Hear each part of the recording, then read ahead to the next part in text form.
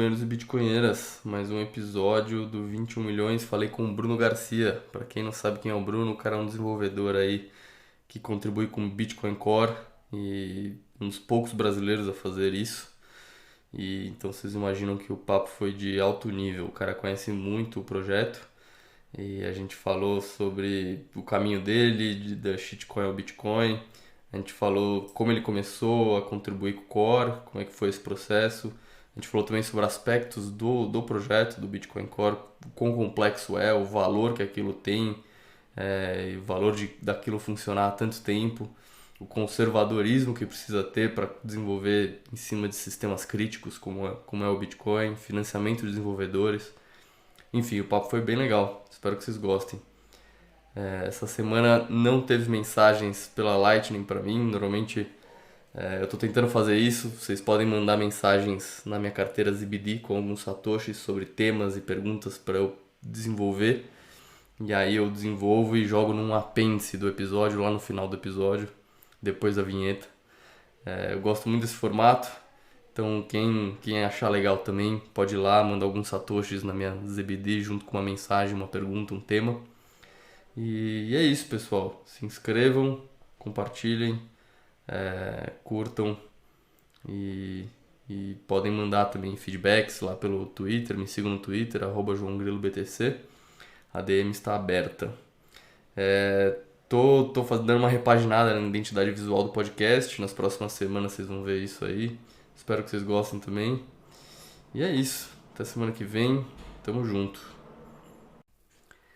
Esse podcast é patrocinado pela Rispar. A Rispar é a primeira fintech no mundo a oferecer créditos em reais usando Bitcoin como garantia. Tem um processo 100% online e sem burocracia. Oferece crédito rápido e seguro com os juros mais baixos do mercado. A fintech tem uma estrutura regulada e garante a segurança dos bitcoins com a custódia da BitGo e seguro da CoinCover, além de operar sem liquidações automáticas. Então dá uma conferida.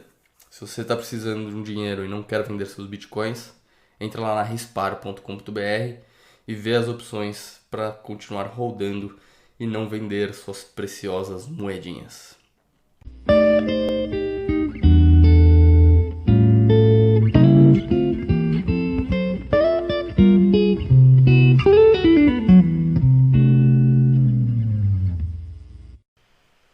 Seja bem-vindo, Bruno, ao podcast, ao 21 milhões. É uma honra receber você aqui. Acho que você virou uma grande referência aí para a comunidade brazuca de desenvolvedor brasileiro envolvido com o Bitcoin.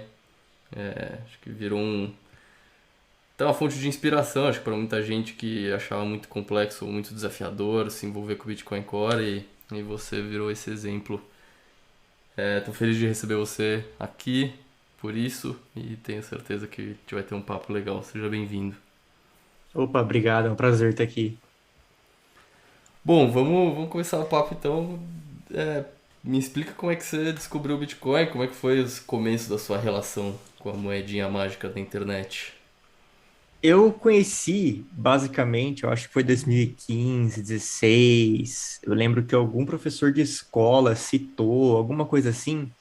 E aí eu nem fui tão atrás, né? O que eu tinha ouvido falar sobre Bitcoin era que mineração dava dinheiro, que você podia Uhum. deixar seu computador lá para ganhar dinheiro. E eu tinha um computador velho aqui em casa que eu não utilizava mais. E eu conheci o Bitcoin nisso, né? Eu fui atrás para ver se compensava eu minerar. Obviamente, a resposta é não, ainda mais com um Pentium velho que eu tinha aqui. Sim. Mas eu foi assim que foi meu primeiro contato, né? Não foi ali que despertou o interesse de eu ir atrás, de aprender mais, mas foi ali que eu tive meu primeiro contato. Entendi. Então foi. Mas você estava na escola ainda, você falou? Tava na escola, tinha uns 15, 16 anos, mais ou menos. Caraca. E aí, bom, você descobriu que minerar em 2015, 2016 já não era mais um jogo para hobbyistas, né? Não era um jogo para amador, já era alguma coisa um pouco mais profissionalizada. Mas e aí, como é que se desenrolou? Você começou a falar, ah, não, mas eu acho interessante isso aqui, eu vou entender como é que funciona. Na verdade eu olhei assim, e falei, nossa, não vai dar nada, não vai dar, sei lá, R$ 5, vou gastar 100 de energia, era um negócio ridículo. Eu lembro Sim. que o pessoal até comentava, hoje até saiu já de moda, mas o pessoal comentava muito naquela época, porque 2015, 16, eu acho que 2013 ainda tinha aqueles pendrives que mineravam.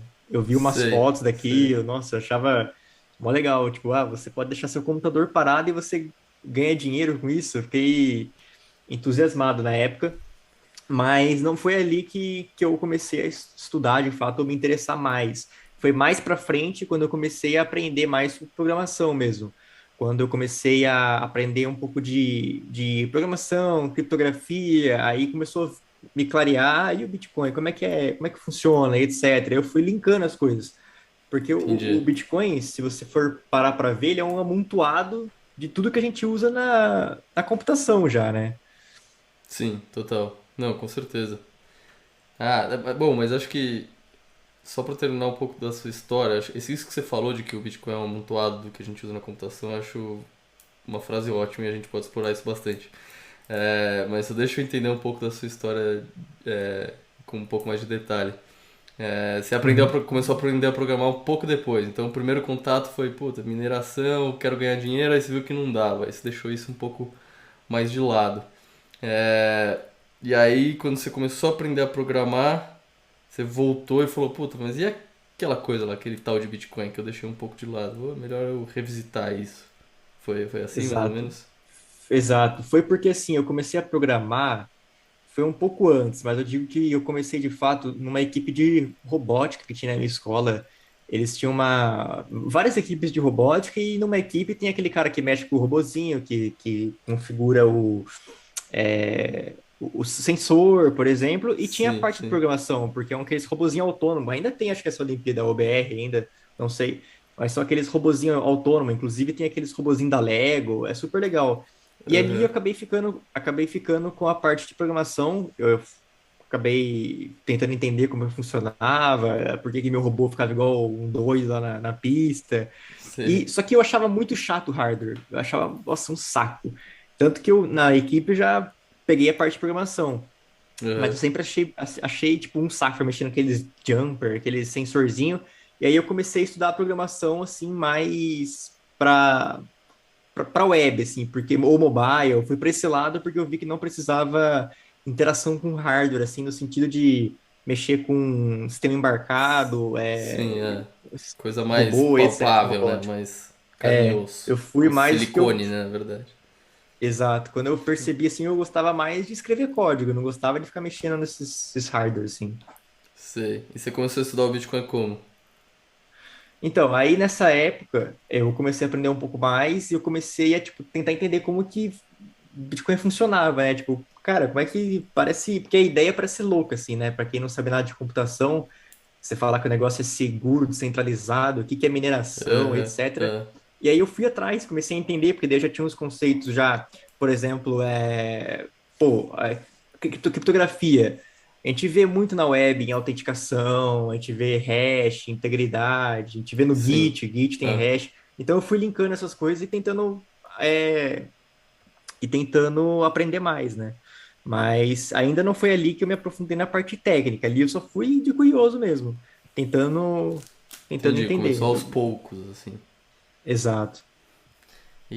Mas disso para um momento em que você teve um clique na mente de, cara, isso aqui é sensacional, é melhor eu me dedicar mais para isso. Como é Aí que foi esse eu, processo? eu comecei a estudar mais, me envolvi com shitcoins, É, desiludi de shitcoins, igual 99% da galera aí que já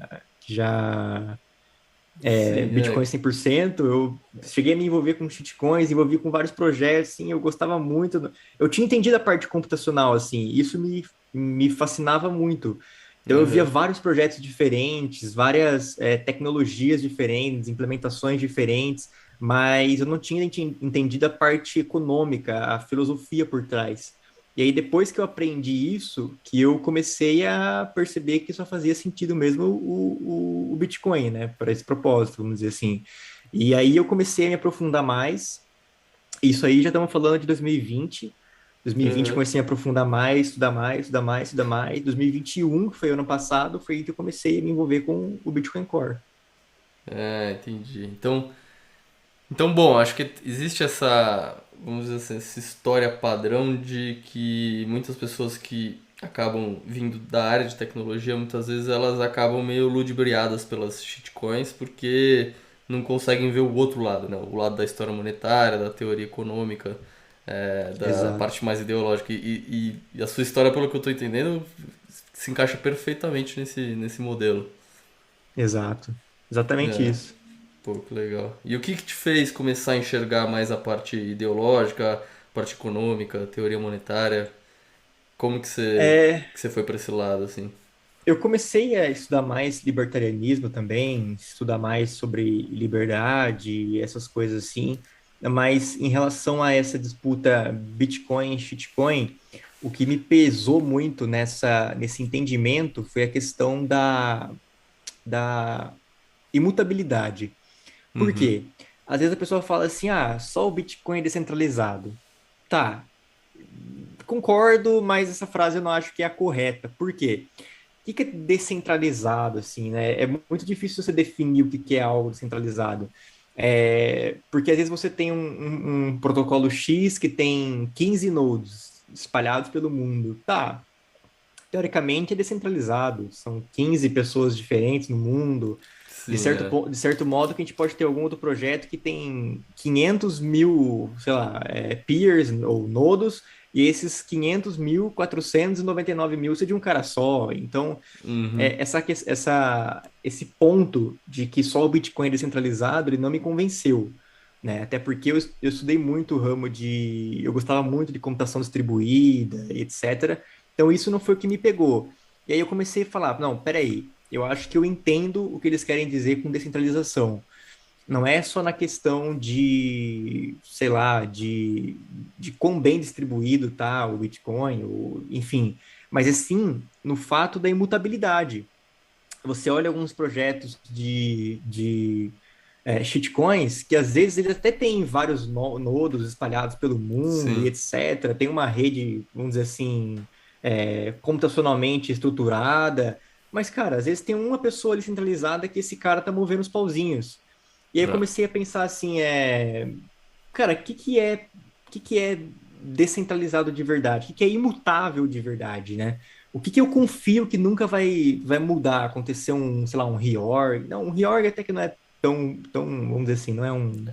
É, um Acontece com frequência, reorg. vamos dizer assim, um Tem o reorg reorg grande, né? traumático e o reorg não Isso. traumático, né? Aí eu falei, o que que será que realmente é imutável? É isso que esse que é o segredo, né? Porque imutável essa palavra imutável dentro dela já está descentralizado, já está segurança, Uhum. confiança, tempo, que é importante. Tempo é uma das coisas mais valiosas, e quanto mais um projeto como o Bitcoin tem mais tempo, mais sólido ele vai se tornando, porque ele vai se tornando Perfeito. mais resiliente, vamos dizer assim. Então Sim. foi nessas coisas que eu fui meio que abrindo o meu olho, sabe? Entendi. Então foi. é, Acho que tudo isso que você falou são aspectos da legitimidade e da confiança que você tem que o Bitcoin realmente é descentralizado, né? A descentralização, como Exato. você bem falou, às vezes não é um termo muito preto no branco, né? É um conjunto de coisas, assim, não dá pra você determinar um grau de descentralização de uma maneira, sei lá, com uma conta matemática, né? Você tem que meio que entender qual que é a legitimidade dessa promessa de centralização, a legitimidade de você desse valor de que o Bitcoin se propõe a ter, de que ninguém pode mudar aquilo de maneira centralizada. Exato, exatamente isso. E na parte mais assim de dinheiro mesmo, de questão de manter patrimônio, é uma das coisas que abriu minha mente quando eu comecei a parar para pensar assim, o que que é meu? O que que eu posso comprar que é definitivamente meu, sabe? Uhum. Tipo assim, tu compra um carro, mas se você não pagar o IPVA desse carro, cara, já era, né? Você perde ele. Sim, Você compra uma casa. Se você não pagar o IPTU, já era, você perde ela também. perfeito. Você compra ouro físico. Cara, como é que você vai andar com isso aí pra lá e pra cá, entendeu? Como é É, que eu vou você andar precisa fugir com do 5 país, né? Como é que você vai como é que eu manter vou o andar com físico? 5 quilos de ouro pra lá e pra cá? Então foi nessa questão também vamos dizer assim, reserva de valor, né? Eu acho que a reserva de valor, ela também está, claro, ainda está numa grande volatilidade, mas assim, os fundamentos do Bitcoin, a essência dele já mostra que ele é um ativo com características de uma reserva de valor, o único, né, que a gente tem hoje. Porque se você pega um imóvel, ele não é meu. Embora ele possa até manter valor por um tempo, ele não é meu. Você Sim, pega o ouro, cara, você vê o poder do ouro de manter valor, tá meio duvidoso. Vamos supor que ele é, mantém o valor, mas eu não consigo transportar isso para lá e para cá. Como é que eu vou ter 15 quilos de ouro na minha casa e eu vou precisar mudar de cidade, de estado? Como é que eu vou transportar isso com segurança, etc. Então, quando você para pensar nesses aspectos, aí você acaba caindo no Bitcoin mesmo. perfeito, perfeito. Acho que é um conhecimento, como é que se diz? Que envolve várias áreas de conhecimento, né? Para você chegar e se concentrar só no Bitcoin, quer dizer que você já pensou na parte tecnológica, você já pensou na teoria monetária, você já pensou na prática mesmo, né? Como você falou, é, a questão da transportabilidade do Bitcoin. E para você foi um processo, né? Porque acho que como quase todo bitcoinheiro, às vezes a gente cai nas shitcoins por outros motivos. Às vezes é por pura ganância, porque você acha que vai valorizar mais que o Bitcoin, mas no seu caso foi por tecnologia, né? Por se interessar pelas tecnologias do shitcoin, mas acabou que voltou pro Bitcoin. Exato. Pô, interessante. E bom, acho que como eu falei logo no começo, você é um cara que tem um relacionamento com o Bitcoin Core há um tempo, no sentido não só de estudar, mas também de ser alguém que já consegue pelo menos entrar ali no fluxo de fazer review, de testar coisa. É, eu queria que você, antes da gente falar sobre esse processo, eu queria entender como é que você entrou nesse mundo, como é que você começou a estudar o Bitcoin Core e começou a se aprofundar o suficiente para entrar nesse processo. Uhum. Em 2020, mais ou menos, final de 2020, eu já curtia bastante Bitcoin Core, já acompanhava um pouco, tentava entender, né? O Bitcoin Core ele é bem complexo, até porque já é um software um pouco mais antigo, então tem muita coisa que precisa estar sendo refatorada. Então, em 2020 eu comecei já a tentar entender, prestar mais atenção, estudar, mas o estalo mesmo veio em 2021, bem no começo do ano, porque foi quando eu comecei a ter contato com outros devs, né? Porque o que aconteceu? Eu tinha contato com um brasileiro, né, o Lucas, e ele me Uhum. ofereceu para participar do seminário da Team Code, né? Sim, Sobre o Bitcoin, né? Que é o BPD, eu acho, Bitcoin Protocol Development, algo assim, um grupo de sim, sim. estudos sobre o Bitcoin, né? E ali foi que eu comecei mesmo a estudar, porque a gente tinha, vamos dizer assim, tarefas semanais, e tinha que explicar conceitos nas reuniões semanais, e eu Uhum. comecei a ter contato com vários outros core devs, que inclusive são ativos, pessoas assim que estão mandando muito bem, e aí discutindo e nesses grupos de estudo eu fui me interessando mais, eu fui entendendo mais, foi me dando mais um background para fazer a minha primeira contribuição. Revisar, eu já tinha começado a ajudar a revisar, e aí eu estava dando uma olhada na implementação do Taproot, tinha alguns testes funcionais relacionados ao Taproot, fui dar uma olhada para entender melhor, né, como Uhum. funcionava, e ali eu achei um bugzinho ali, uma coisinha simples, e foi meu primeiro pull request. Depois disso eu não parei mais e aí continuei. Mas resumindo assim, o estalo mesmo de como eu entrei fundo assim no Bitcoin Core foi por causa desse seminário da Team Code mesmo, esse grupo de estudos da Team Code. Foi ali que Pô, que me abriu a legal. mente e me colocou em contato com várias pessoas boas, assim. Esse grupo de estudos é bem interessante. Eu participei lá de uma turma. Eu acho que, se eu não me engano, foi umas duas turmas depois de você. E eu não sei, eu queria que você falasse um pouco sobre isso, mas eu vou dar primeiro a minha impressão. E aí você diz se você concorda, o que que você acha diferente e tal. Uhum, Mas eu acho que se alinha muito a isso que você falou, de que o Bitcoin é uma mistura de muita coisa de computação junto, né? Porque esse seminário é separado em semanas e cada semana ele foca um pouco em um determinado aspecto do Bitcoin. Aí, para dar um exemplo, a rede peer-to-peer do Bitcoin é uma grande área do Bitcoin. A, a parte de consenso é outra grande área. Os scripts é outra grande área. E, e fazendo esse curso aí me deu essa noção que você falou, que o Bitcoin é uma grande mistura de muita coisa da computação. Exato, exatamente a mesma impressão que eu tive, porque a gente vai estudando tópico a tópico, né? Avançando em cada pedacinho do Bitcoin, e, cara, você vai vendo um conceito assim, numa semana você se aprofunda num conceito e você fala, caramba, é assim que funciona. Nossa, mas tem um. Isso aqui já é bem utilizado na computação, só foi adaptado pelo Satoshi. Você vai tendo esses insights, assim, né? E ainda que eu acho que a Sim. minha turma do seminário, eu acho que foi a última turma que tinha mentores. Não sei se a sua teve mentores, assim, ou se era a galera reunia em grupos, mas não tinha um mentor coordenando, assim, Não, nos grupos semanais. uma pessoa senior, vamos dizer assim, que são, muitos eram desses devs famosos aí do Bitcoin. Só que eles faziam meio que uma finalização, assim, todo mundo se reunia nos seus grupos, discutia e depois todo mundo voltava para a mesma sala e ficava tirando dúvida com esse cara. Mas ele não mentorava cada grupo Ah, tá. individualmente, sabe? Então, quando eu participei, a gente tinha, quando eu dividia nesses grupos, cada grupo tinha um mentor. Pô, E isso maravilha. foi sensacional, porque tive o mentor.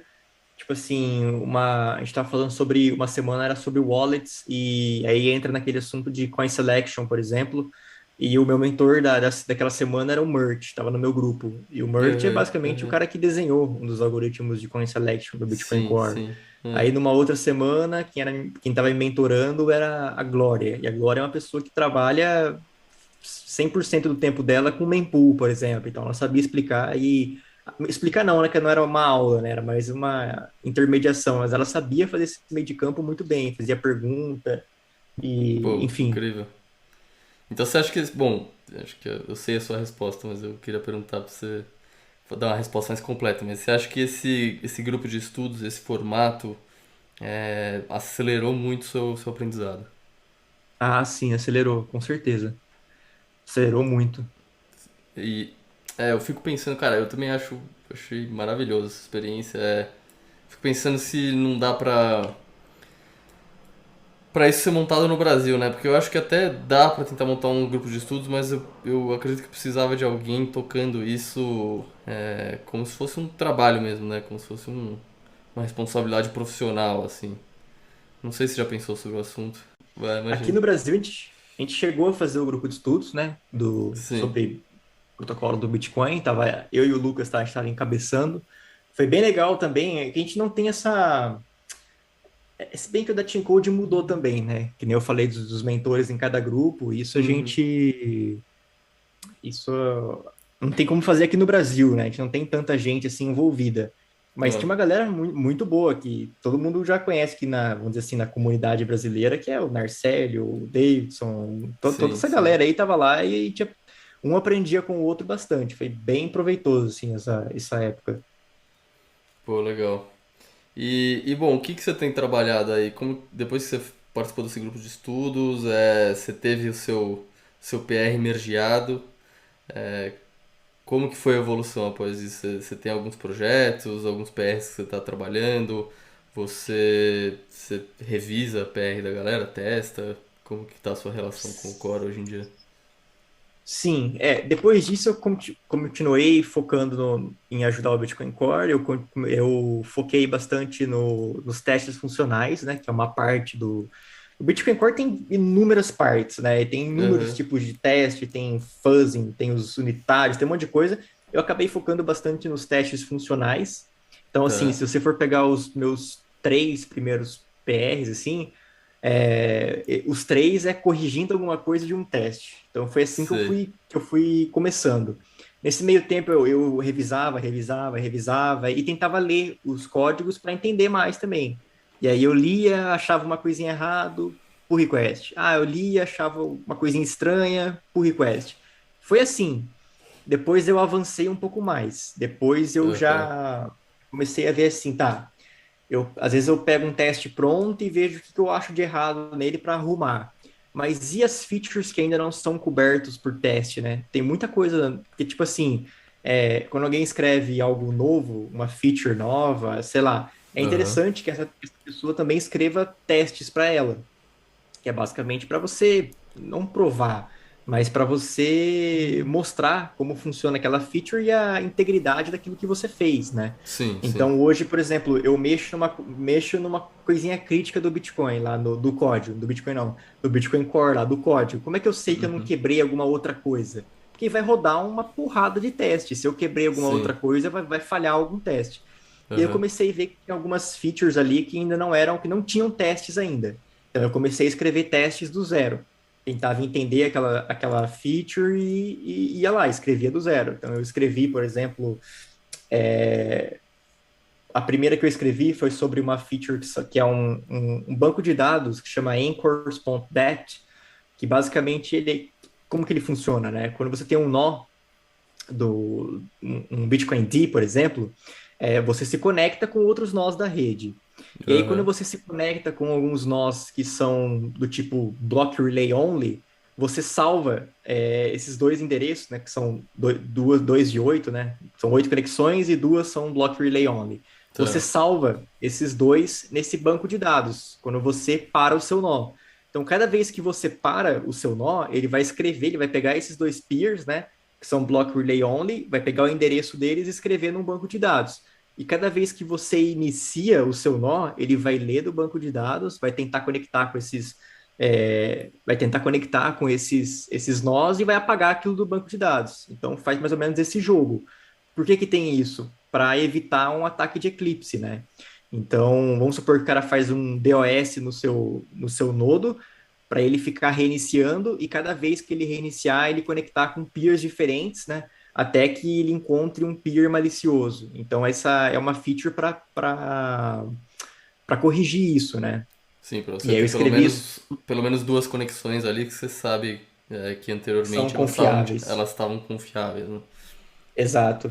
Então, aí que eu comecei a escrevi todo o teste funcional dessa Dessa feature, por exemplo. funcionalidade. Ah, que Aí legal, você hein, tem que, cara? você tem que entender ela como funciona, quais são os cenários. Então, por exemplo, primeiro eu criei lá um cenário que primeiro eu tinha que ter esses nós conectados.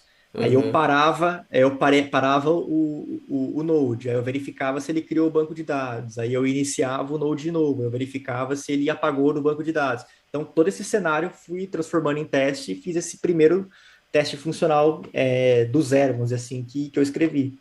Pô, que legal, cara. Incrível. Eu tô pensando em algumas coisas. Agora que você falou desse ataque Eclipse, Uhum.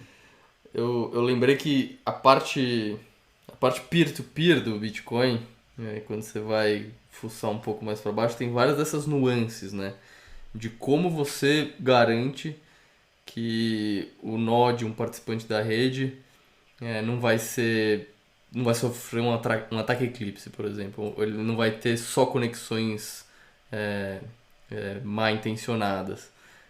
Hum. Ou também na rede peer-to-peer, como é que você garante que a propagação de blocos é eficiente o suficiente para não ter forks, parte da rede começar a seguir uma corrente com menos trabalho do que a outra.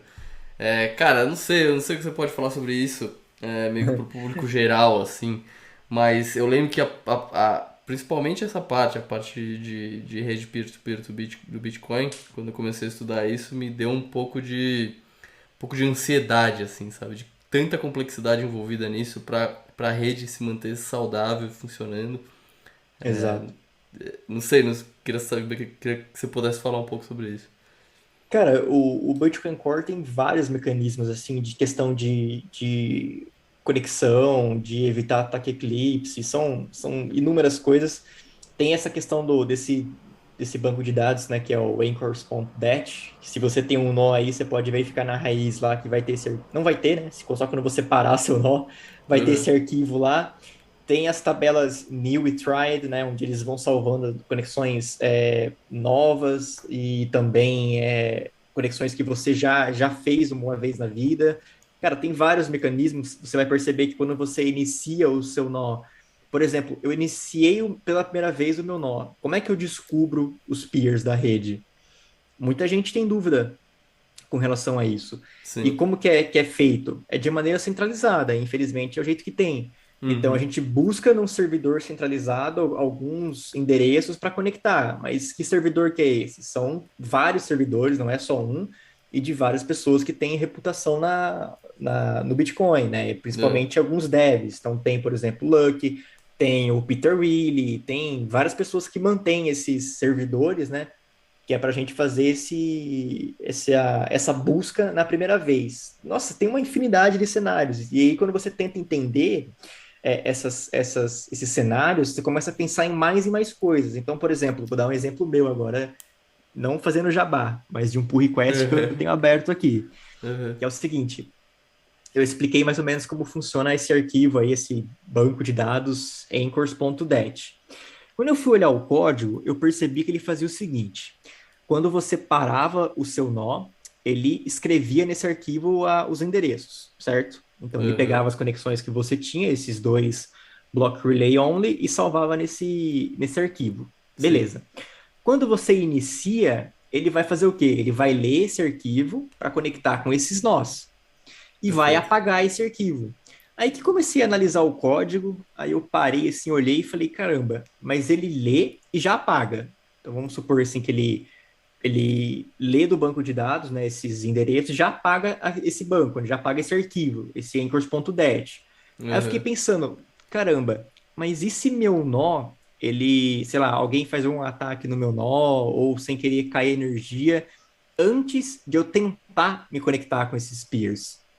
Porque, só Sim, para aí dar você um perdeu, contexto, eu né? sei que Você perdeu esse arquivo. é, eu perco esse arquivo, porque, vamos Né? supor, ó, eu li, ele apagou. E aí, antes de eu tentar conectar, meu nó para. O que vai acontecer? Ele vai checar quantos nós eu tenho conectado, no caso, nenhum, e aí vai criar um anchors.dat vazio, com nenhum nó Perfeito. lá. E aí, o que eu fiz? Aí eu conversei com o cara que meio que criou essa feature, né? Eu falei, cara, não é errado isso, porque ele não deveria tentar, ele não deveria apagar esse arquivo só depois de tentar conectar com aqueles peers. Aí ele Uhum. falou, sim, você tá certo, então pode trabalhar em cima disso. Eu fui lá e fiz um pull request sobre isso. Então, assim, quanto mais você vai estudando, cara, mais vai dando um- uma explosão na cabeça de várias coisas que você vai É. pensando assim, É. e, nossa, são uma infinidade de coisas. Não, eu lembro. Eu lembro que, cara, cada tópico semanal tinha um.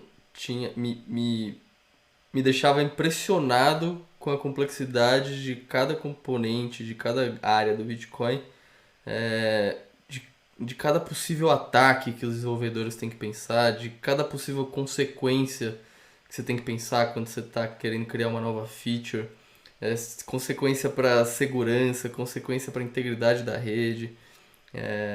E eu lembro que a rede, a grande área, a rede peer-to-peer foi a que mais impressionou, assim. Quando eu Uhum. penso, até hoje, assim, quando eu penso que o Bitcoin está no ar há 12 anos,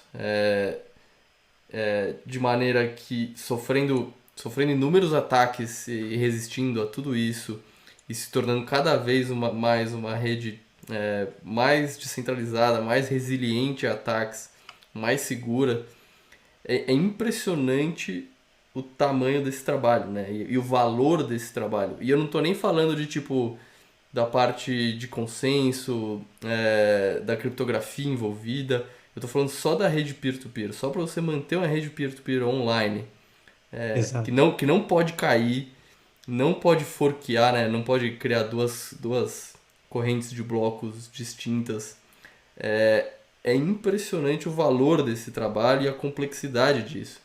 E eu acho que isso é um aspecto muito não valorizado por quem vem com aquele discurso de que o Bitcoin é uma tecnologia antiga, uma tecnologia ultrapassada e o Ethereum é muito melhor e não sei qual outra shitcoin é muito melhor.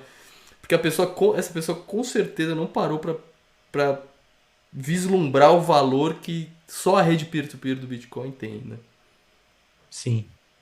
Entra naquela questão do tempo, né? O tempo tem valor. Quanto tempo tá no ar, quanto tempo tá sem acontecer nada de minimamente ruim, quanto tempo tá tudo funcionando, né? eu criei uma. Isso acontece muito no mundo do software também. Porque as pessoas falam assim, voltando para o Bitcoin, antes de eu falar do mundo do Aham, software, as aham. pessoas falam assim, por exemplo, shitcoin X ou Y é muito melhor que o Bitcoin, tem muito mais, é muito melhor tecnologicamente, mais rápido, smart contracts faz isso aqui, isso ali, X, Y, Z, mas aí você para e pensa, tá, mas quanto tempo tudo isso está no ar? É, Quem exato. que está envolvido nisso? Como que está a rede disso? Tem mais de 10 anos isso? Não tem? E no mundo do software também acontece isso, assim, foi algo que eu entendi até porque no meu trabalho eu comecei a mexer um pouco com SAP. Não sei quantos conhecem aqui o SAP, Aham. SAP. Ele é um sistema assim de, para quem não conhece, é um ERP, um sistema que gerencia uma empresa. Então você Sim, contrata esse sim. software, ele gerencia tudo da empresa, tudo, Uhum. literalmente tudo. E é um software, cara, que ele tem cerca de, eu acho que mais de meio século. Ele deve ter uns 55 anos, esse software. E quando eu olhei para ele, eu olhei assim e falei, nossa, que software feio pra caramba, que é um negócio feio. Quem já mexeu com Aham. SAP sabe que é um bicho feio e complexo de entender como funciona. E aí uma vez eu perguntei, nossa, por que que o pessoal não usa um software mais moderno e não sei o quê? E a resposta foi exatamente é até interessante essa comparação com o Bitcoin, porque a resposta foi a seguinte, cara, é um software que funciona há 50 anos, que não dá problema, que tem as regras fiscais, que É. tem gerenciamento de tudo e funciona. Por que que eu vou mexer num software que funciona há 50 anos para ir para outro que tem um ano de vida, que é melhor, que é mais bonitinho, mas que não tem essa resiliência, não passou por tudo que esse outro software de 50 anos passou, entendeu? Então Perfeito. é uma analogia que eu costumo É. pensar assim que me deu um estalo na cabeça. Não, perfeito, faz total sentido. E ainda mais quando você está falando de algo que é crítico, né? Então, por exemplo, um ERP Exato, de uma empresa muito grande é um sistema crítico para a empresa, né? Se aquilo ali quebrar, a empresa tem muito valor em jogo ali para ser perdida, né? E o Bitcoin perfeito. é 10 vezes mais que isso, né? Porque a gente não está falando de uma empresa, a gente está falando uma base monetária global que agora que vale quase US$ 1 trilhão e o projeto é valer muito mais que isso, né? O projeto é valer, sei lá, pelo menos 100 vezes mais que isso. Então, enfim, eu acho que são aspectos muito subvalorizados por quem vende shitcoin ou valoriza shitcoin ou tá comprado na tese de shitcoin, né?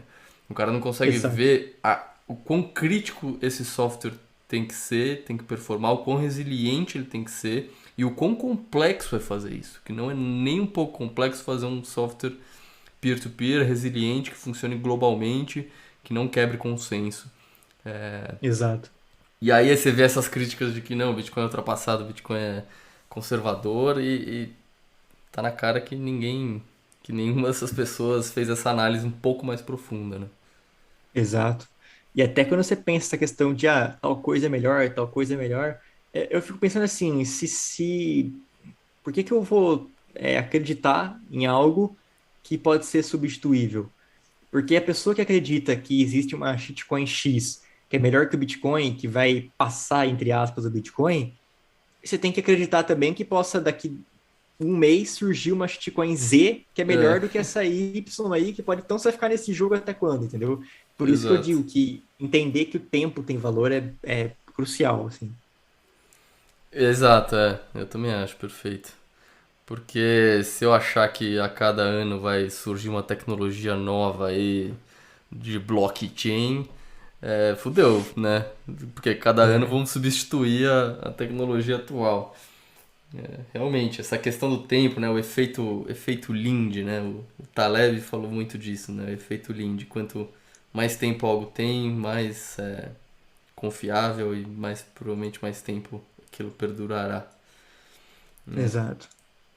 Cara, bom, esse papo é fantástico. Ainda bem que a gente caiu nele, porque é difícil você conversar com alguém que tem a noção do, do tamanho do valor que o Bitcoin tem e não fica nesse jogo de menosprezar e falar que é tecnologia antiga, que tá ultrapassada e tal. É difícil chegar nisso, né? Não é fácil também. Vamos ser justos com as pessoas que não chegaram nesse ponto. Não é fácil, né? Porque se olhar de fora, assim, de cara, você fala, não, smart contracts, blockchain, mas não é fácil saber tudo que você sabe, né, Bruno? Exato. Tem que estudar, né? E, cara, me fala um pouco do, tipo, o que te dá tesão de estudar o Bitcoin e contribuir pro Bitcoin? Acho que tem a parte tecnológica, talvez, o desafio tecnológico, mas queria saber também se tem algum idealismo ideológico também. O que te faz acordar de manhã e abrir um PR lá? Cara, primeiro, assim, eu acho que é você contribuir com a mudança do mundo, assim. Primeiro é você ter seu nome marcado lá é sensacional, cara. Saber que você não viveu à toa, né? Um outro ponto é porque eu adoro software, eu adoro open source e tinha que escolher algum projeto para trabalhar em open source, assim, para eu me dedicar um tempo. E escolhi o Bitcoin Core porque é o que faz mais sentido para mim. Então, assim, vamos supor que não existisse Bitcoin, eu estaria contribuindo com algum outro projeto open source, porque eu adoro open source, Sei. eu adoro o conceito, mas um ponto é, se tem o Bitcoin Core, eu vou contribuir com ele. Mas, claro, eu poderia contribuir com C-Lightning, com LDK, BDK, enfim. Mas eu escolhi o Bitcoin Core porque também tem a necessidade de desenvolvimento, né? Tem necessidade de mais pessoas revisando, desenvolvendo, testando. Há uma necessidade muito grande no Bitcoin Core. E assim, por uma questão de propósito de vida mesmo, assim, cara, tô contribuindo com um negócio que tá mudando o mundo, entendeu? E você, bom, você não tem nenhuma dúvida de que o Bitcoin vai se tornar uma base monetária mundial, assim. Você já aceitou Não. isso, assim. Eu já me conformei, já. Já não é mais uma dúvida. Mas, inclusive, algumas pessoas falam, mas o que que você ganha aí, né? Questão de dinheiro. Cara, até hoje, assim, sendo sincero, eu não ganhei nada. Não ganhei um Satoshi por nenhuma colaboração que eu fiz, assim. Eu sei que tem muita gente que apoia os devs do Bitcoin Core através do GitHub Sponsors. Não sei se você já viu isso. Que é você ir no perfil, você vai no perfil do desenvolvedor lá Uhum. no GitHub e você pode apoiar ele. Só que não é liberado para o Brasil. Então, Ah, mas assim, você paga através da plataforma, do GitHub mesmo. você paga através da Entendi. plataforma e você vira um apoiador daquele dev. E não é Enfim, liberado pro Brasil isso? não só o Brasil, mas tem alguns países que não tem ainda. Então, eu Caraca. também não tenho nenhum grant, assim, ainda, né? Tô com algumas conversas, mas não tenho nenhum grant, assim, uma bolsa de apoio a isso. Uhum. E então, assim, não é por questão de dinheiro, é mais por propósito mesmo. Sei.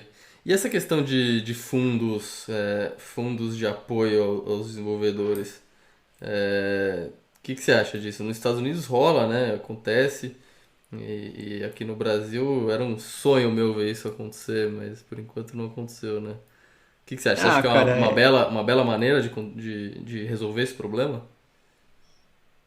eu não diria que é um problema, assim, eu acredito que tem que ser algo voluntário, assim, Sei. por exemplo, tem bilionários que bancam sozinho alguns desenvolvedores, por puro prazer, assim, porque o cara quer, sabe?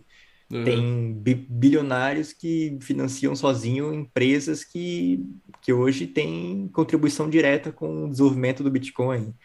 Se você for tentar entender como que funciona a Team Code, por exemplo, né? A Team Code Labs é basicamente dois caras lá bilionários que sustenta tudo. Não é Uhum. algo lucrativo. Mas eu tenho visto bastante, crescido muito, assim, essa questão de financiamento de devs, assim, por parte de empresas. Eu já vi muita empresa, assim, abrindo programas de grant, que a gente fala, né, aceitando Uhum. submissões, assim, aceitando que a galera dê sugestões para que eles possam apoiar alguns devs, tem bastante disso. Tem os próprios bitcoinheiros, assim, os bitcoiners, eles também apoiam uns aos outros. Tem alguma galera aí que tá no Bitcoin desde 2012, 11, 13, sei lá, e que ajuda muito o desenvolvedor também. No mais é isso, cara. Não tem algo centralizado, assim, que manda nisso ou que banca sozinho. É meio que algo distribuído. Tem empresa, tem pessoa física, tem de tudo, cara. Tem de tudo. E Entendi. tem, claro, também, hoje tem algumas empresas, tipo a Brink. que é uma empresa de Londres, que ela basicamente faz esse meio de campo. Então, as várias empresas doam para a Brink e a Brink faz uma seleção de quais desenvolvedores eles vão apoiar, sabe? Entendi, entendi. Então você acha que é meio que uma solução de vários formatos, assim? Você acha que não. Se fosse te perguntar o que, que você acha que seria a melhor resposta para essa questão, você não. Ah, não É, eu sei não qual que é a teria. melhor. Acho que tem vários tipos. Não sei qual que seria melhor, assim. Entendi. No Brasil é complicado, assim, não tem ninguém que apoia abertamente, não tem nenhuma empresa, assim, que apoia, nenhuma também, não sei se existem, claro que existem, né, mas bilionários dispostos a isso, ou milionários, mas não vi ninguém ainda apoiar ou ir atrás de saber como funciona para ajudar. É triste, cara, é triste, mas eu também compreendo, assim, né, tem muitas empresas, assim, bitcoiners e do mercado que não são tão lucrativas, né? Não tem uma grana sobrando para Sim. isso, né? É até Hum. compreensível. Mas, assim, tem pouco, assim, incentivo, assim, monetário aqui no Brasil. Sei. Você acha que acaba sendo mais às vezes um investimento de marketing, assim, nas empresas? Porque retorno não é direto, né? Vamos dizer assim, a pessoa vai lá É, e declara e faz um anúncio público que ela tá patrocinando um desenvolvedor e tal, e é mais esse o valor, assim, que você vê que exato, pode acontecer.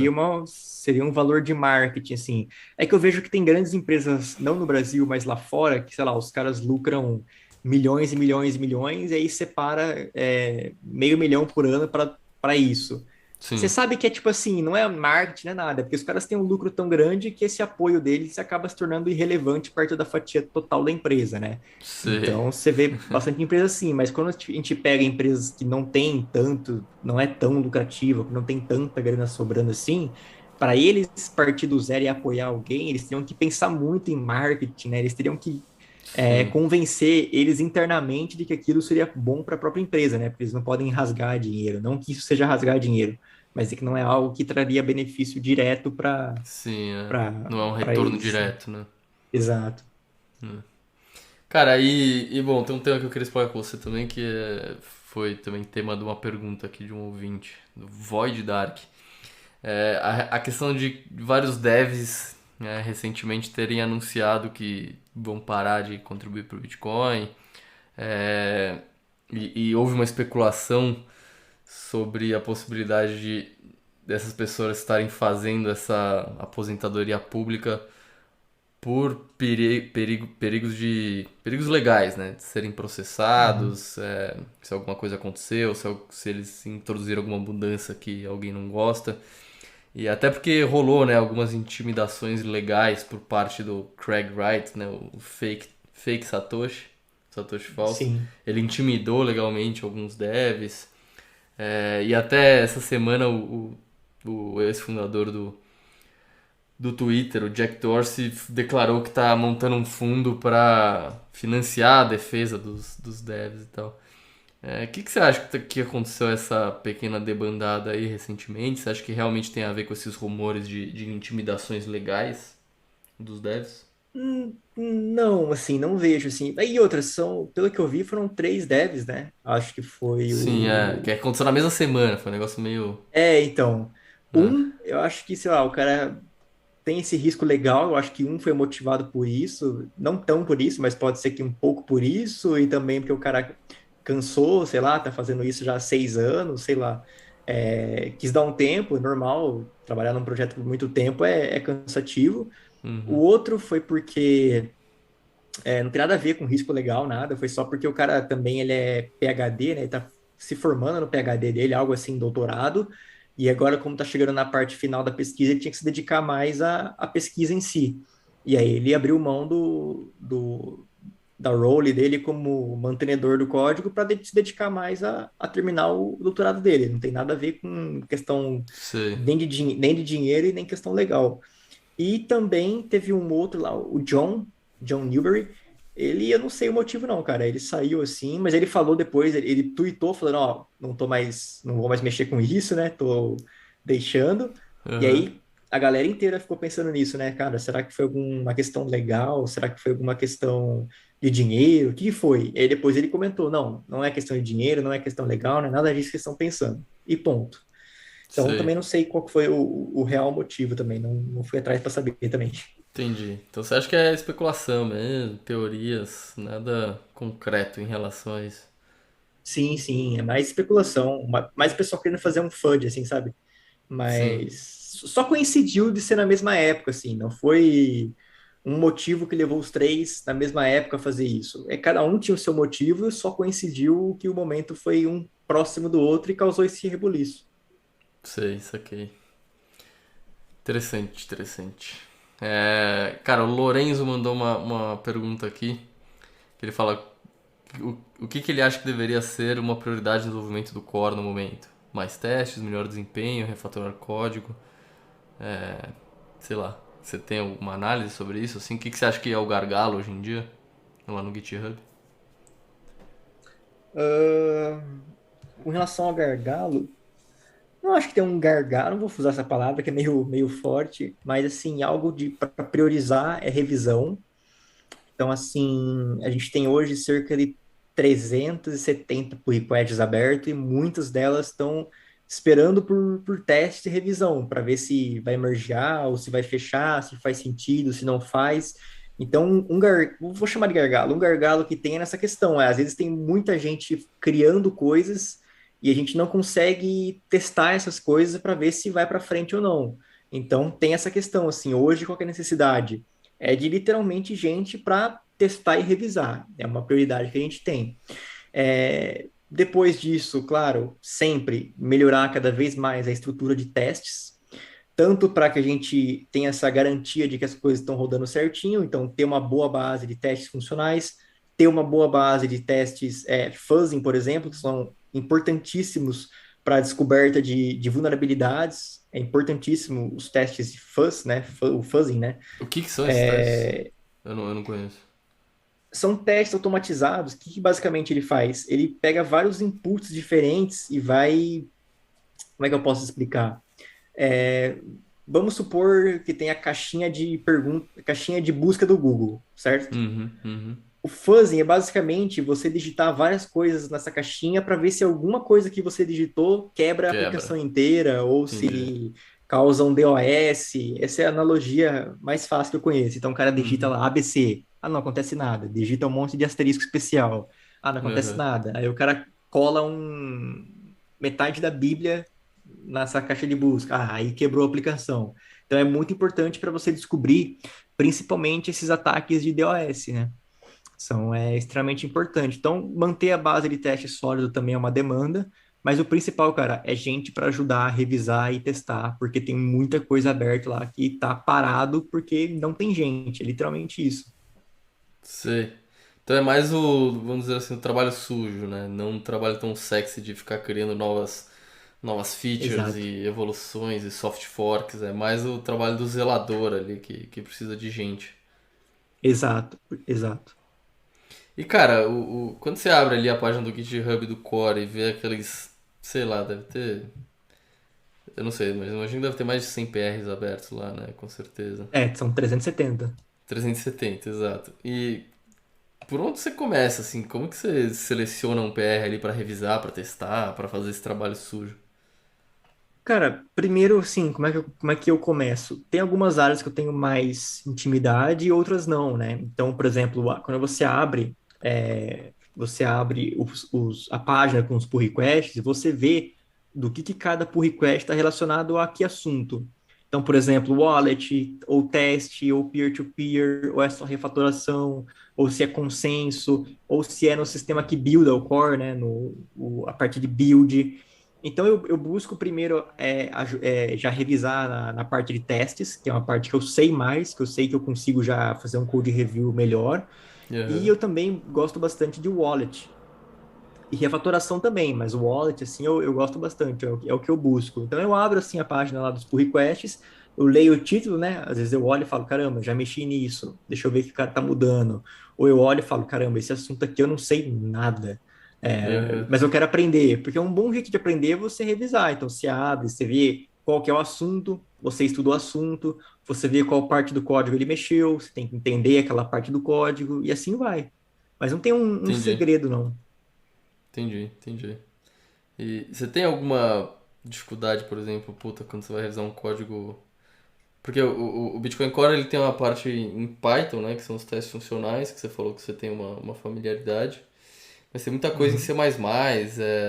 eu não Exato. sei, não sei qual é a qualidade desse código em C++, tem muita coisa antiga ou não, como é que é? A minha maior dificuldade assim, no Bitcoin Core hoje, hoje sim, é o C++, assim, às vezes tem algumas coisas que eu preciso, são específicas do C++ que eu preciso estudar, tem muita coisa antiga, muita coisa que já foi refatorado, mas, assim, é um ponto que pega, assim, porque às vezes eu vou ler o código e falo, caramba, mas o que isso aqui faz? Aí eu vou ver, é algo que é específico de C++, por exemplo, Você, então é um desafio diário, você tem que estar estudando sempre a linguagem também, porque uma ou outra pessoa sempre usa alguma função muito específica, ou você tem que tomar cuidado também, porque às vezes o jeito que você está escrevendo o código não é o certo, tem um padrão para ser seguido, são vários cuidados assim que tem que tomar. entendi. E cara, pensei agora, tem algum dev que que você gosta muito, assim, que você acompanha pra caralho? Tudo que o cara twitta, ou toda vez que o cara posta alguma coisa lá no mailing dos desenvolvedores do Core, você, porra, faz questão de ler. Tem alguém que é sua referência? Ah, cara, acho que ele todo mundo é Peter Willy, né? O cara Peter é Whale, é. sensacional. Aham. Mas eu posso falar assim para você, assim, o cara que foi mais legal comigo, que me ajudou bastante, assim, um cara mais gente boa, assim, que eu comecei a admirar muito, é o John Attack. Sei. Ele é bem ativo também, ele é bem bacana, assim, é um cara que eu gosto muito dele, assim, pessoalmente, assim, como pessoa, porque ele é um cara, assim, sei lá, do bem, assim, sempre quis me ajudar, faz desse jeito, faz daquele, sabe? Aham, Sem tacar aham. pedras, né? Então é um cara que eu admiro bastante por conta disso também. Pô, show. Maravilha. Cara, tem duas perguntas aqui que eu acho que são mais ou menos a mesma pergunta. O Bit Rasta e o Rengaus perguntaram o que você vê, qual é a próxima grande atualização aí do Bitcoin que você tá ansioso, que você achou do caralho. Cara, assim, ansioso, não tem nenhum, assim, até eu não curto ficar muito ansioso, porque eu acho que essas Aham. coisas tem que demorar muito tempo, assim, tem que ter muito teste, mas claro, o que tá maior discussão, que a galera quer saber sempre qual que é o próximo soft fork, né? É tipo, teve Segwit, depois Taproot, o que vai vir agora? O que eu tô vendo muito, assim, a galera discutir é o BIP 119, que é o Check Template Verify. E tô vendo Uhum. bastante a galera falar sobre covenants, essas paradas assim. Eu Se você puder confesso que explicar eu ainda um não. pouco o que é isso. Então, eu não estudei a fundo Tá. ainda não sou um craque, não revisei nada sobre isso ainda. Aham. Mas pelo que eu entendo, assim, o pouco que eu entendo é que os covenants basicamente é uma maneira de como é que eu posso explicar? De como você gasta os satoshis, assim, as moedas, vamos dizer assim, né? A gente fala Uhum. coin em inglês. Eu vou chamar de satoshi. Como é que você gasta isso, né? Às vezes, às vezes não, né? A maneira que você gasta hoje é você provando que você é dono das chaves, né? Então, tipo, Uhum. você move as moedas porque você é dono da chave. Mas e se eu criar condições de gastos que vão além disso? É basicamente isso que os covenants traz para o Bitcoin. Aí tem uma infinidade de coisas Tá. que a gente pode pensar. Uma explicação bem para quem é leigo, assim, né? Como é que eu movo uma moeda? Tá, você tem que provar que você é dono dela. Ok, isso é o básico. Mas e se eu criasse lá uma condição de que se alguém resolvesse um desafio X, ele também poderia mover essas moedas, sabe? Umas paradas assim. E aí, só que esse novo AppCode aí, que é do BIP 119, o Check Template Verify, ele é legal porque ele é simples, pelo que eu olhei um pouco, novamente, eu não estudei a fundo, eu não sei explicar a Aham. fundo, sei muito Aham. pouco, mas eu sei que ele é algo simples, mas que possibilita em uma infinidade de coisas, assim, né? Impacta até na Lightning Network, pelo que eu estava vendo, mas eu preciso estudar mais Saquei. ainda porque eu Entendi. não Então sei são tanto. lógicas mais complexas aí de como gastar suas moedas. Exato. Entendi. Entendi. Pô, bacana. É, Tem uma pergunta aqui do Bode Sativa. Ele pergunta: há incentivos econômicos para quem roda um full node? E qual a importância do full node? E a distribuição dos nodes pelo mundo, né?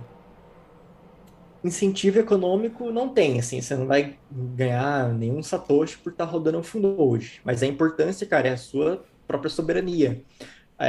Porque uma coisa que eu tuitei esses dias que muita gente não entendeu é o seguinte: quem manda na rede, ou melhor, vamos dizer assim, quem manda na rede, ou quem, não quem manda, mas quem traz segurança para a rede não são os mineradores, é a mineração. Qual que é a Aham, diferença disso? O minerador, ele tá lá para resolver um desafio, sim, mas parte importante da mineração vai na verificação daquele desafio, de como ele resolveu. Então, vai na verificação das regras. E isso é o que os full nodes fazem. Então, qual que é a importância disso? Por que que um minerador ele não minera um bloco, sei lá, errado, por exemplo, de propósito? Porque ele sabe que isso vai chegar em vários nós e esses nós vão rejeitar aquilo. E por fim das contas, ele perdeu dinheiro, porque ele perdeu lá o tanto que ele gastou de energia para minerar esse bloco, enfim. sim, Então é uma coisa que a gente tem que ter em mente que não é minerador que é importante, tem sua importância, mas que é o ponto principal, é a mineração, e a mineração envolve os mineradores e todos aqueles que estão verificando o trabalho dos mineradores. É um conjunto, é um perfeito, trabalho em perfeito. conjunto. Ah, Então, assim, incentivo econômico não tem. E a importância é basicamente essa que eu expliquei. E também a sua soberania, você verificar as transações, você verificar os blocos, você participar da rede em si. E a outra pergunta é a distribuição dos nós pelo mundo, né?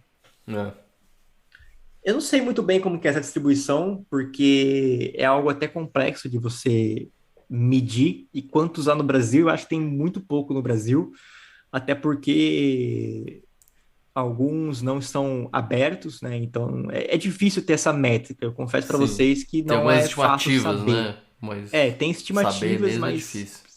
saber mesmo é difícil. Mas assim, eu acho que é importante ter nodes no mundo inteiro, né? No sentido de ter uma rede resiliente, né? Se um país sair do ar por algum motivo, cair uma bomba lá nuclear em um país, você ainda tem todos os outros nodes no resto do mundo para manter a rede íntegra. Exato. Boa. Isso que você falou também da diferença do node e da mineração é algo também que às vezes demora um pouco para as pessoas sacarem, né? Que o minerador ele basicamente ele vai tornando o histórico da rede imutável, né, com aquele investimento de energia que ele está colocando, mas ele não dita as regras, né? Ele é meio que Exato. um escravo da rede, vamos dizer assim. Ele segue as regras, porque ele também não quer, Isso, ele não quer isso, sair do jogo. É a teoria dos isso. jogos, né? Então, tipo assim, ele tá lá para seguir as regras do jogo. Ele tenta mudar essas regras? Tenta, mas ele não tem esse poder. Ele Ah, tem a influência, mas a influência não é poder. perfeito. Ele não tem o poder para mudar. Ele pode ter uma pequena influência porque ele é uma parte importante, claro, da rede. Mas o principal, assim, é claro, são os full nodes espalhados aí pelo mundo e por isso que todo mundo deveria rodar um. É o famoso Don't Trust Verify, né? Perfeito, perfeito. Eu acho que quando você roda um full node, você acaba sempre contribuindo para essa integridade da rede, né? Eu acho que esse às vezes pode ser um incentivo por si só suficiente, né? Se você poupa em Bitcoin, é importante que você esteja também interessado que a rede seja cada vez mais resiliente e você rodar um full node ajuda nisso, né? Exato. Cara, tem uma pergunta de um outro ouvinte aqui, Tamara Ono, que eu achei interessante. Eu nunca pensei nisso, mas queria que você pudesse falar sobre. É seguro rodar o Bitcoin Core no sistema operacional Windows? Você já ouviu falar de alguma vulnerabilidade do sistema operacional que o Node está rodando em cima? Não, nunca ouvi falar, mas é seguro, claro. Cara, não tem como ter uma resposta assim binária, sim ou não. É um Não. sistema operacional fechado, você não tem como saber se não estão te monitorando, se não estão te, sei lá, com keyloggers, enfim. É um sistema que tem muitas vírus, assim, né? O principal foco vamos dizer assim, de vírus, então você tem que tomar cuidado Uhum. com isso também. Agora, é seguro rodar o Bitcoin Core no sistema operacional Windows? Se fosse para falar sim ou não, eu falaria que não. Não é o jeito Sei. mais seguro, tá longe de ser, mas o principal é porque o Windows é código fechado, você não sabe o que tem por trás do trem. Pô. Então, Então, se tiver como optar, opte por algum Linux open source aí, que é o perfeito. melhor caminho. Sempre quando você tá operando num algo que tem que é crítico em segurança, é melhor um open source, né? No caso é o Linux. Exato. É, cara, o Breno Brito e o Norbert fizeram uma pergunta parecida, que é qual o caminho das pedras, né, para contribuir com o Bitcoin Core e tal, mas acho que a gente já falou isso bastante, você já contou bastante sua história. Mas se você quiser dar um resumo, assim, se você fosse dar agora um resumo e alguns primeiros passos para quem quer começar, o que você diria? Ah, primeiro passo, eu acho que seria você ler o Mastering Bitcoin, porque o Bitcoin Core, ele é uma implementação do protocolo. Então, qual que é o primeiro passo? Entender o protocolo. Então, primeiro você tem que estudar o protocolo em si, entender, não precisa entender tudo, mas um apanhado geral. Então, eu Uhum, recomendo aquele livro, o Mastering Bitcoin, começa ali. Depois, você tem que começar tentando ler o código e fazer esse paralelo. Ah, o que que esse código está fazendo? De qual parte do protocolo ele está mexendo? O código ele é bem dividido assim, tem a parte do wallet, peer-to-peer, enfim, é bem dividido. Então você uhum, começa por aí. Primeiro você entende o protocolo, depois você tenta ler o código fazendo essa relação. Ah, o que que faz? Como é que faz? Qual que é a abordagem? E depois você parte, não para tentar escrever algo novo, nada disso, mas você parte para tentar analisar os pull requests abertos. Porque é a partir disso que você vai aprender mais também. Então, pô, por que o cara tá mudando isso aqui? O que que isso aqui faz? O que que essa parte do código que ele mexeu tá fazendo? Por que que ele mudou? Então, essa curiosidade sua vai te despertar vai te despertar mais conhecimento. O caminho show. é esse para começar. O caminho é esse, é revisar e testar, revisar e testar. Depois de se fizer muito isso, depois que você tiver revisado uns 15, 20 pull requests, aí você pensa em abrir um pull request assim e fazer algo novo. Mas enquanto você ainda não revisou muito, enquanto você ainda não contribuiu para o Bitcoin Core, revisando e testando muitos pull requests, nem pense em abrir um novo. Ainda tem até um paralelo que os devs falam que, tipo, para cada um pull request que você abre, você tem que ter testado pelo menos 5 outros, né? É um Perfeito. paralelo que a galera fala. Cada hora, cada coisa no seu tempo, né? No seu nível de experiência, né? Não adianta querer sair fazendo coisa nova, sendo que você ainda nem, sei lá, você ainda nem leu o código dos outros, né? Nem testou nada. Faz total sentido. E o que você acha como sugestão de talvez entre a leitura do Master em Bitcoin e começar a ler código fonte, estudar o material da Chain Code Labs, que é open source o material deles, né, dos seminários ou não? O material deles é muito legal porque ele vai te despertar algumas perguntas. Tipo assim, como é Umas que nuances, funciona né? isso? Como é que funciona tal coisa muito específico? Cara, você vai ter que ir atrás de muito artigo, muito livro para entender. Então, assim, você lê o Master em Bitcoin e depois você lê essas perguntas que tem no seminário da Team Code, né, do grupo de estudos, e tenta responder elas. Às vezes a resposta não está no livro. Às vezes a resposta está no artigo técnico, cara, Sim, enorme de um site XYZ. Então é esse o caminho das pedras, assim, para conciliar os dois, que eu acho que seria o passo a passo, assim. boa, perfeito. Cara, tem uma última pergunta aqui dos ouvintes, que é do BitDog. Ele quer saber basicamente qual que é a melhor maneira de ofuscar a origem das suas moedas, assim. É o CoinJoin ou tem algumas outras tecnologias mais novas que eu não conheço? Cara, até não vou advogar muito para esse lado. Não que eu seja contra, sou totalmente a favor, Não, mas você eu não pode fico falar da expondo. tecnologia. Não, você pode falar da tecnologia como CoinJoin é tecnologia, né? excelente. CoinJoin é legal, é basicamente vamos dizer assim, um mixer, né, de moedas, Aham. mas fica o recado aí que a própria Lightning Network também é uma excelente maneira de fazer isso, né?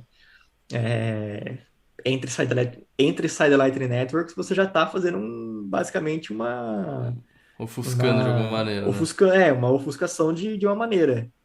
Tem que ficar ligado, que a própria Lightning Network já é uma mão na roda para isso. E você acha que essa questão vai ficar cada vez mais fácil? Vamos dizer assim, deixa eu reformular a pergunta. A privacidade das moedas do Bitcoin vai ficando cada vez mais nativa, com Taproot, com Lightning. Você vê que a vida do pessoal que faz chain análise vai ficar cada vez mais difícil?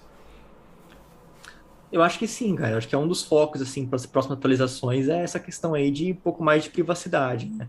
Eu acho que a gente não vai Sim, alcançar, assim, um nível extremamente alto de privacidade on-chain, assim, infelizmente, mas eu acho que tem muita coisa, assim, indo para esse caminho, que nem o Taproot, o propósito dele não é esse, né? Ele trouxe como sim, benefício isso, mas exato. É. já é algo que contribui, né? Você não consegue distinguir o que você está fazendo ali na transação, por exemplo. É bem interessante isso, sim.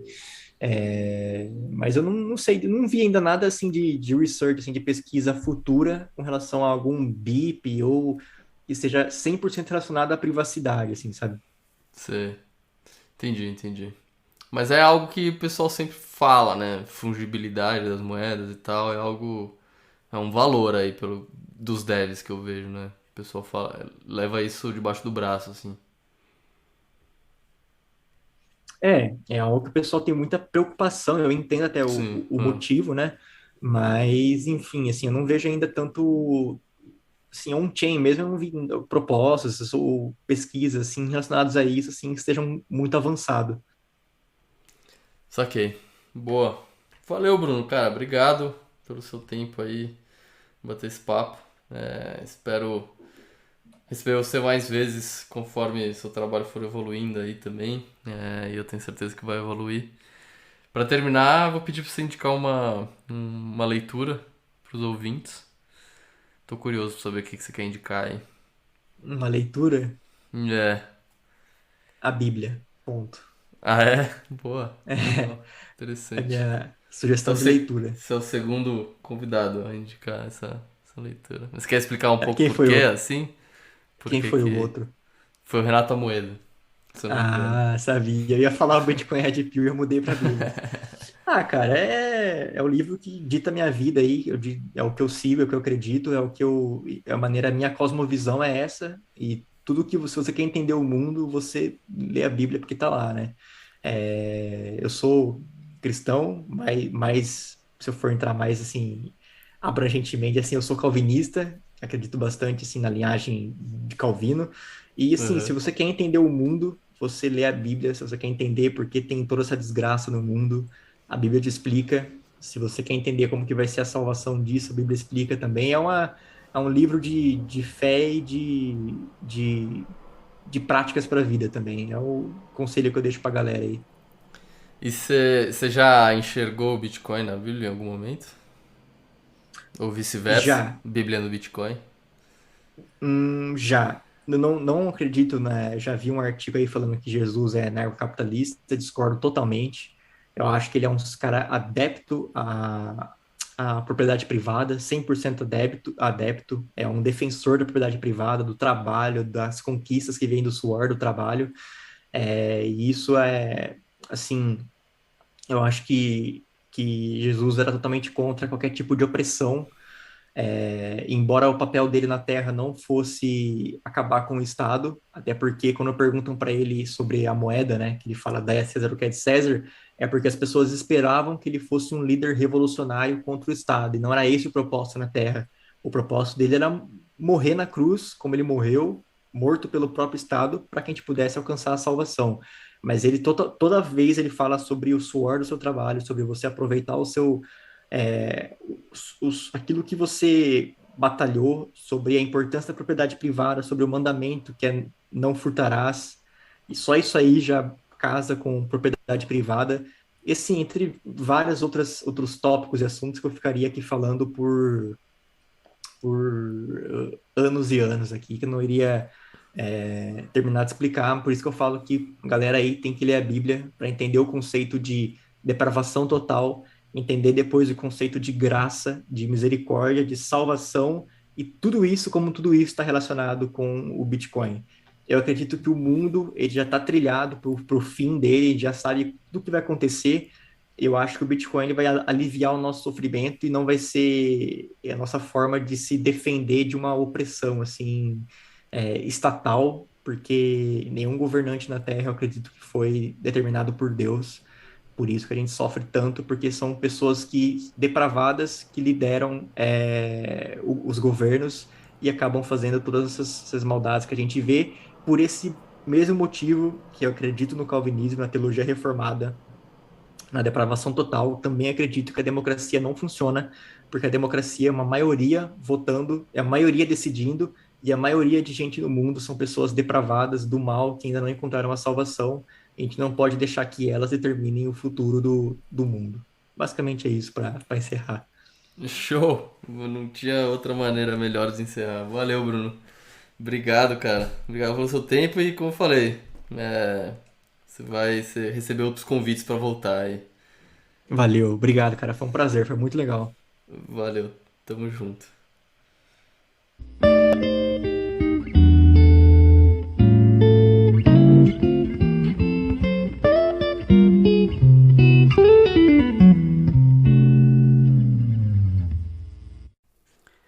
Esse podcast é patrocinado pela Rispar.